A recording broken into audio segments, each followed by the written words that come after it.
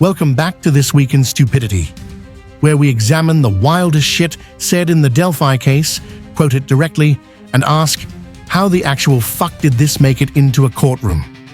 Let's talk about the Odinist Theory, aka the defense's Hail Odin, when logic, evidence, and reality all said, your guy is guilty.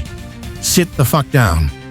Instead, they stood up, walked into court, and told the judge, with their whole chest, that a white supremacist pagan death cult ritually murdered 2 white kids in the woods as a symbolic sacrifice. Yeah, because that's totally something white supremacists are known for, murdering white children to send a cryptic Norse message to nobody in particular. Makes total sense, right? It gets dumber. They said the scene was staged with ritualistic symbolism, but what they mean is they saw some sticks and lost their fucking minds. They submitted photos of trees, bark, and literal branches like they uncovered the Zodiac's Viking cousin. So, to recap, white supremacists murdered white girls to promote a pagan ideology that literally depends on white people surviving. And the cops covered it up because they were also secret pagans who apparently hate children, themselves, and basic logic. This isn't a defense.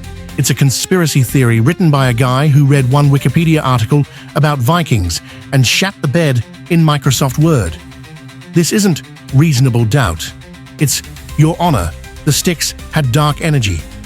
Instead of confronting the ballistics match, they brought pagan trees and goat bones and tried to rune Skyrim their client out of jail.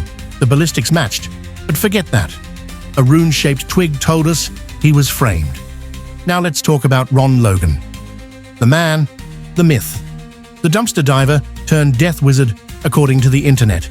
Here's what actually happened. Ron Logan wasn't supposed to drive.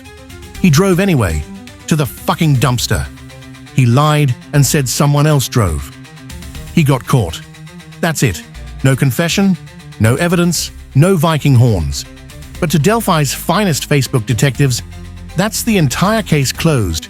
Because why would the bodies be on his land if he didn't do it? I don't know, Karen. Maybe because that's where the killer left them. It's not a conspiracy. It's geography. This man died being slandered by the dumbest people alive, and the Delphi content vultures still won't shut the fuck up. Why? Because he's dead and can't sue them. And in the world of YouTube true crime, a dead scapegoat is worth more than a live confession. And the best part? None of it made it into the trial.